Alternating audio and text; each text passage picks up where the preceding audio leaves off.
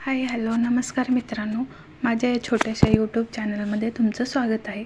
आजचा हा व्हिडिओ थोडा वेगळा आहे कारण आजपासून मी पुन्हा एक नवीन सुरुवात केली आहे।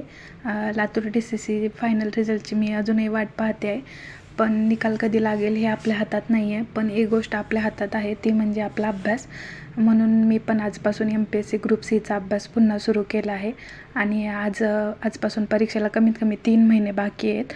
तर चांगल्या पद्धतीने अभ्यासही करता येईल, कारण जेव्हा आपल्याकडे वेळ असतो तेव्हा आपण त्या वेळेचा उपयोग करत नाही आणि जेव्हा वेळ कमी असतो तेव्हा आपल्याला असं वाटतं की आणखीन मला थोडा वेळ भेटला असता तर मी आणखीन छान अभ्यास केला असता। त्यामुळे मी आत्तापासूनच सुरुवात करते।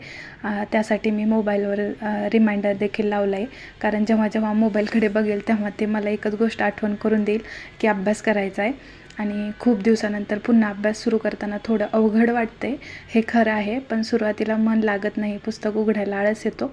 पण एक गोष्ट लक्षात आली आहे, सुरुवात केली की हळूहळू अभ्यासाचा फ्लो तयार होतो।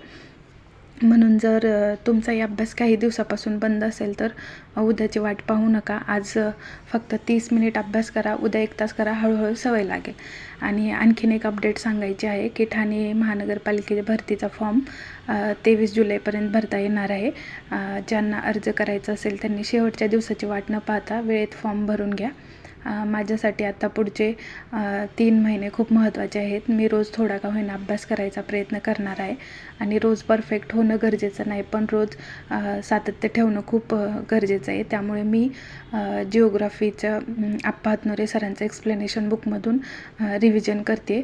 तसं तर या बुकची माझी बऱ्याच वेळेस रिव्हिजन झाली आहे, पण हे पुस्तक मी परत आणखीन अपडेटेड पुस्तक घेतलं आहे सरांचं, कारण त्याच्यामध्ये सरांनी आणखीन नवीन माहिती ॲड केली आहे। त्यामुळे जे माझ्यासाठी नवीन असेल तिथे मी हायलाईट करून ठेवते, कारण एक्झामच्या अगोदर परत ते वाचायला मला सोपं जावं।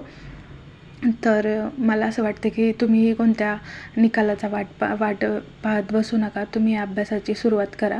आणि मग संध्याकाळी आम्ही 5 वाजता मस्तपैकी चहा घेतला आणि इव्हिनिंगला मग मस्त आठवडी बाजारात फिरण्यासाठी गेलो। तर तिथे भाजीपाला जरा महागच होता आणि इवन भाजीपाला सोडून खाण्याचे स्नॅक्स वगैरे पण होते तिकडे, पण मला थोडे जास्त महाग वाटले। त्यामुळे आम्ही काही न घेता फक्त फेरफटका मारून वापस आलो, कारण एन्व्हायरमेंट पण खूप छान होतं। त्यामुळे बाहेर गेल्यामुळे आणखीन मन म्हणजे एकदम फ्रेश झालं। त्यामुळे पण आजचा दिवस मला खूप छान वाटला, कारण आज मी थोडा का असेना पण 2-3 तास का असेना पण मी आज अभ्यासाला सुरुवात केली। त्यामुळे असंच आता पुढे कंटिन्यू 3 महिने मी अभ्यासाला सुरुवात करेल आणि तुम्हालाही तेच सांगायचं आहे की तुम्ही अभ्यासाची सुरुवात करा, कारण आत्ता वेळ आहे तर त्याचा उपयोग करून घ्या आणि केलेला अभ्यास कधीच वाया नाही जात।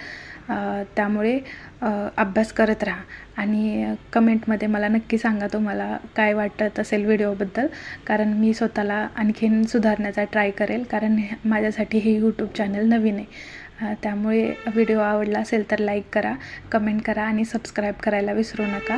भेटूया पुढच्या व्हिडिओमध्ये। धन्यवाद।